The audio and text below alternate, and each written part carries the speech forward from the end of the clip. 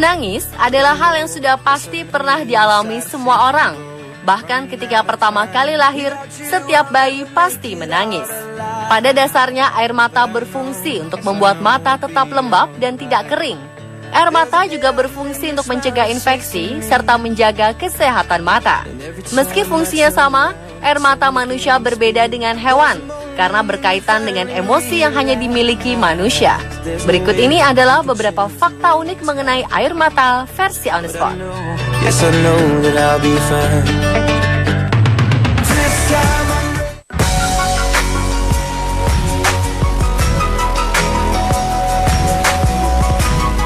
Meski terlihat sama, air mata manusia dibedakan menjadi 3 jenis. Pertama adalah air mata basal yang bertugas untuk membasahi dan menjaga kelembapan serta kesehatan mata. Air mata kedua adalah air mata refleks. Air mata ini biasanya muncul ketika mata kita terganggu hal-hal seperti terkena angin, asap, debu, atau mengiris bawang merah. Sedangkan air mata ketiga adalah air mata yang berkaitan dengan emosi. Air mata emosional ini keluar ketika manusia merasa emosi yang berlebihan. Penelitian pada tahun 1980-an mengungkap bahwa air mata emosi ini mengandung lebih banyak protein dibandingkan jenis air mata lainnya.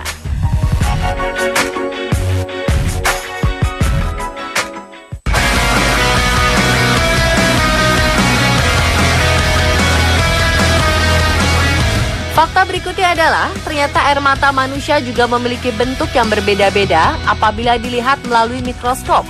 Perbedaan bentuk ini tergantung pada apa yang menyebabkan seseorang menangis. Seorang peneliti bernama Rose Lynn Fisher mempelajari 100 macam air mata dan menemukan bahwa air mata basal atau air mata yang berfungsi untuk menjaga kelembapan memiliki bentuk yang jauh berbeda dibandingkan air mata yang keluar karena emosi. Bahkan air mata emosi ini juga tak sama satu dengan yang lainnya. Ada air mata tertawa, air mata mengiris bawang, air mata pertemuan, air mata harapan, air mata momen sedih, dan lain sebagainya. Semua air mata pada dasarnya memiliki bahan penyusun yang sama seperti minyak, antibodi, enzim, garam, dan juga air. Namun air mata dengan tipe berbeda memiliki molekul yang juga berbeda. Air mata yang keluar karena berbagai perasaan dan emosi mengandung hormon-hormon yang berbahan protein. Contohnya hormon pereda rasa sakit yang diproduksi saat stres.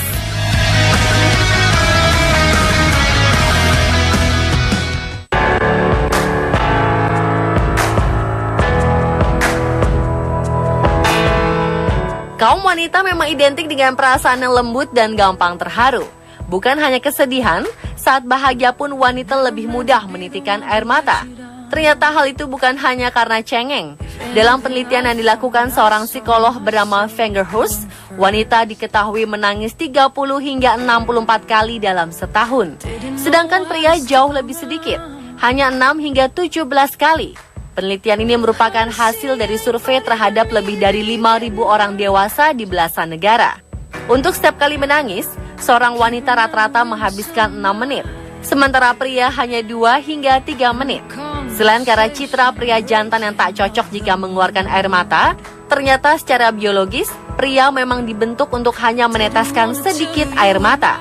Penelitian jangka panjang menunjukkan bahwa pria memiliki saluran air mata yang lebih besar di mata mereka, sehingga kecil kemungkinan untuk membuat air mata ke titik tumpah dari kelopak mata ke pipi.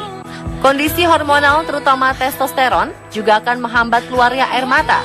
Hormon prolaktin serum pada wanita dewasa hampir 60% lebih banyak dibandingkan pria. Hormon prolaktin ini diproduksi oleh kelenjar hipofisis yang berhubungan dengan emosi. Perbedaan hormon ini menjelaskan mengapa wanita lebih sering menangis. Sebelum pubertas, kadar serum prolaktin pada perempuan dan laki-laki sama.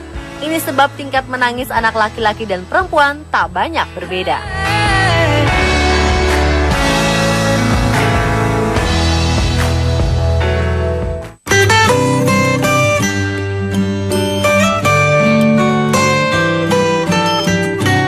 Stres memiliki dampak buruk bagi kesehatan dan dapat meningkatkan risiko serangan jantung dan kerusakan otak. Menangis dikatakan bisa membuat sehat karena dapat membantu menghilangkan stres seseorang. Menangis adalah cara alami untuk mengurangi stres emosional. Dari hasil penelitian, Ditemukan bahwa air mata mengandung hormon prolaktin yang efektif untuk melawan stres. Para ahli mengatakan bahwa menangis dapat menurunkan tekanan darah dan denyut jantung dan membuat respon yang lebih baik terhadap pengobatan.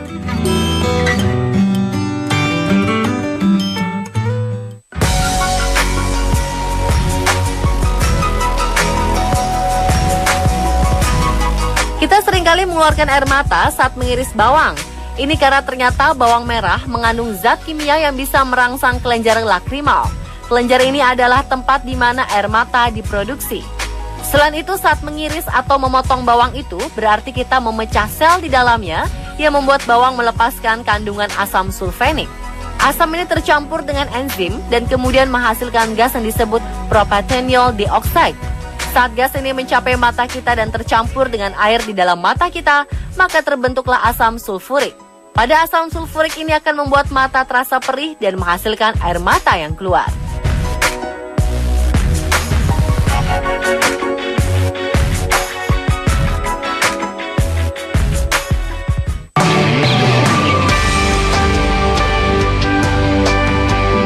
Penelitian menunjukkan bahwa secara umum, komposisi air mata kita sama dengan air liur. Air mata mengandung protein, garam, dan hormon. Begitu juga dengan air liur. Namun uniknya, air mata memiliki rasa dan bau berbeda dengan air liur.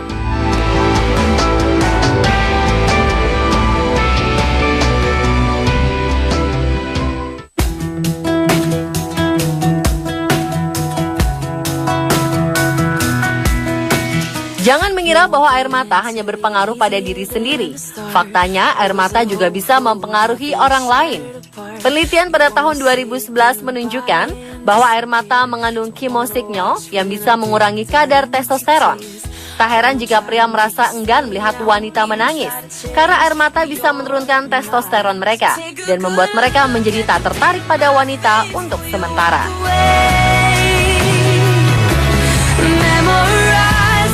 Pemirsa, itulah fakta unik tentang air mata.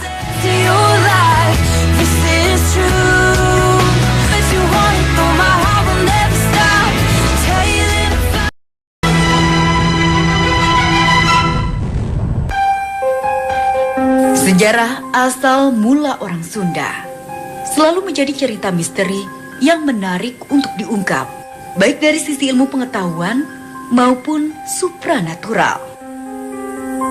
Dan tempat yang diyakini dihuni oleh nenek moyang pertama orang Sunda adalah Goa Pawon yang berlokasi di kawasan Gunung Pawon, Desa Masigit, Padalarang, Jawa Barat. Goa yang diperkirakan telah dihuni manusia purba sejak zaman prasejarah, kurang lebih 9.000 tahun yang lalu. Terletak di atas tebing dengan ketinggian sekitar 700 meter di atas permukaan laut. Goa yang selintas terkesan pengap dan berbau kotoran kelelawar ini terbentuk dari gugusan batu gamping. Dan di salah satu ruangannya memiliki semacam cerobong atau lubang besar di bagian dinding atapnya. Di balik keindahan alam Kabupaten Bandung yang menyatu dan menyita perhatian, terdapat sebuah situs yang dikenal dengan nama situs Goa Pawon. Situs purbakala ini dikenal atau diyakini sebagai peninggalan sejarah yang menjadi cikal bakal dari lahirnya kebudayaan masyarakat Sunda. Bagaimana cerita selengkapnya? Bersama saya, Nesya Silvia, akan mencoba menguak sejarah di tempat ini.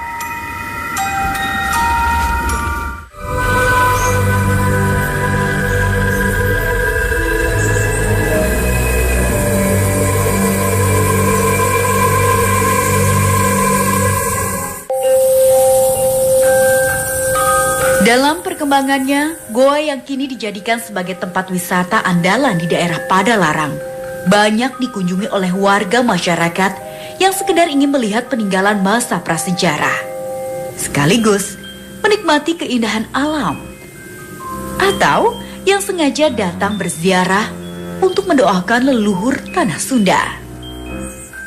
Konon, ada beberapa nama tokoh gaib yang dipercaya sebagai leluhur yang dulu menghuni tempat ini. Ya, pernah saya bertemu gitu kan sama para leluhur di sini yang dipanggilnya Ibu Sepuh sama Rama Sepuh. Terus ada juga Eyang Tunggal, terus Eyang Mas Gumulung, terus ada juga Eyang Purbakawasa, Eyang Purbaasih, Eyang Purbawisesa.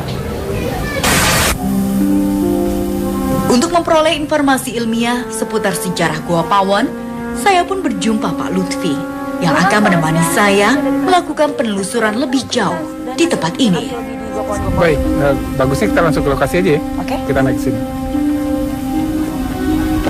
Untuk mencapai gua utama, jalan mendaki dan cukup terjal. Saya lalui dengan hati-hati.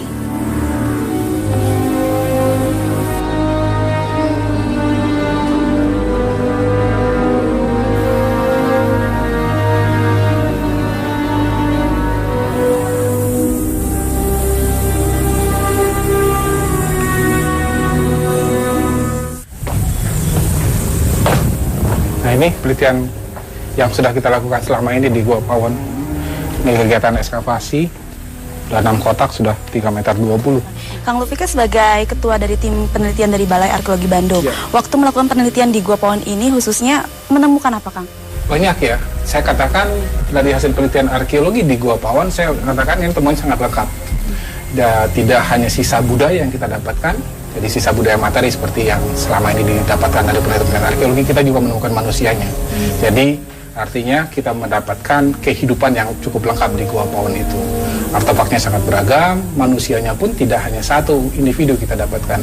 Dari hasil ekskavasi terakhir di 2014 yang lalu, paling tidak kita sudah mengumpulkan 6 individu yang kita temukan di Goa Pawon ini. Nah, kalau dari jenis-jenis artefak yang ditemukan untuk menunjang adanya indikasi kehidupan manusia purba di Goa Pawon ini apa saja, Kang? Nah, yang terbuat dari batuan, kita dapatkan ada perkutor, alat batu pukul. Kemudian kita dapatkan alat-alat serpih dari bahan obsidian berupa pisau, lancipan, gurdi. Kemudian dari tulang mereka ulah lebih lanjut, dari tulang-tulang yang mereka makan, mereka buru, tulang mereka buat jadi lancipan, jadi mata panah, ada lancipan tunggal, ada juga lancipan ganda di sana. Dan juga ada sisa perhiasan yang kita dapatkan di sini. Kita tidak tahu siapa yang memakai perhiasan itu. Tapi perhiasan yang kita dapatkan di Goa Pawon itu diantaranya ada yang terbuat dari gigi ikan, gigi hiu. Satu seri dia di lubang bagian akarnya. Itu berupa kalung atau dibikin seperti apa? Saya tidak menemukan pengikatnya, tapi besar kemungkinan diikat, disatukan. Kemudian juga dari bahan moluska. Itu cangkang moluska itu mereka olah juga jadi perhiasan. Kemudian dari taring kucing-kucingan, bisa aja dari harimau atau kucing hutan mereka olah jadi perhiasan. Meski dari usia, kerangka manusia yang ditemukan merupakan yang tertua di Jawa Barat. Namun, masih diperlukan penelitian lebih lanjut. Apakah benar manusia prasejarah yang mendiami Goa Pawon merupakan leluhur orang Sunda? Nah, kan saya kan juga mendengar cerita dari masyarakat bahwa katanya di sini merupakan tinggalan tulang belulang ini merupakan cikal bakal atau dari nenek moyang masyarakat Sunda sendiri. Itu bagaimana, Kang, sebenarnya? Iya, karena ya sampai sekarang kan asal-usul Sunda masih tanda tanya. Siapa sebenarnya Ki Sunda itu? Dari kalau kita lihat temuan arkeologi selama ini, kalau kita ambil kawasan geografis, Tatar Sunda, di Tambak Sari kita temukan satu gigi manusia purba. Umurnya di lapisan tanahnya 600.000 tahun yang lalu. Bisa juga jadi itu Ki Sunda. Tapi tanda tanya juga, apakah Goa Pawon? Nah, itu penting nanti dilakukan penelitian dari unsur DNA-nya. Kita bikinkan seriasi DNA-nya.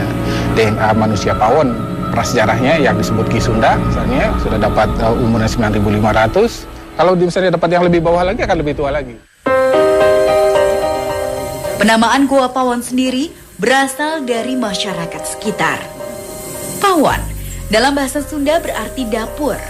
Karena pada saat pertama didatangi, di sekitar gua ini banyak ditemukan tulang belulang sehingga terlihat mirip sampah dapur. Dari situlah kemudian gua ini dinamakan Goa Pawon.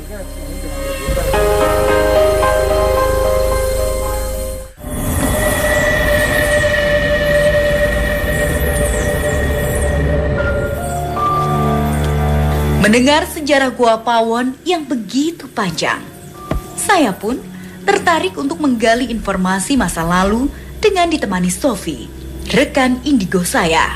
Nah Sofi, sekarang kan kita sudah berada di dalam kawasan Gua Pawon sendiri. Nah Sofi, bisa sedikit flashback nggak mengenai kawasan Gua Pawon ini sendiri?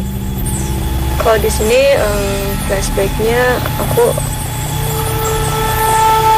kayak masa lalu ya, ini di masa lalu, orang-orang masa lalu yang nggunain bajunya itu kayak yang pakai daun alas daun gitu. Ya. Jadi ini udah mulai ada yang datang. Oh, tadi Sofi, aku ngeliat Sofi ke arah situ terus melihat ada sosok apa? Itu sosok kayak siluman kelelawar lagi. Siluman Iya, kelelawar. gede Oh, banget. ada siluman juga di sini. Iya. Sebelah situ kan tadi. Di situ tuh, di situ aku melihat ada kera warna putih, tapi Besar? Tingginya semana? besar sekitar 2 meter ada kali ya. Nah di situ ya langsung kayak kita tuh kayak menarik dia gitu. Iya. Coba kita lihat sebelah sana, Sof. Iya. Nah, Sofi, sekarang kan kita agak lebih masuk ke dalam Gua Pawon ini ya. Sekarang yang Sofi lihat itu bagaimana kondisinya? Di sebelah situ, sebelah kiri itu aku ngelihat di situ ada kayak sosok ibu-ibu, rambutnya panjang, menggunakan selendang juga warna ungu selendangnya. Di situ juga lagi duduk, lagi ngeliatin kita. Nah, kalau Sofi bisa bantu nggak ikut coba mendeteksi aura di sini? Bisa. Saya tertantang untuk merasakan aura penghuni gaib di salah satu sudut Gua Pawon. Di sini.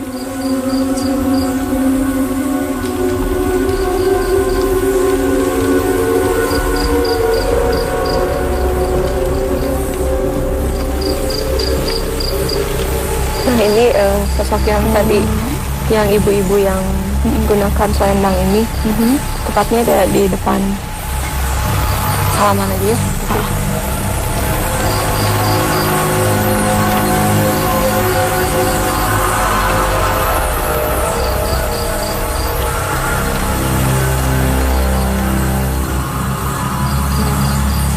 Kenalin teman. Iya, agak panas sih. Iya.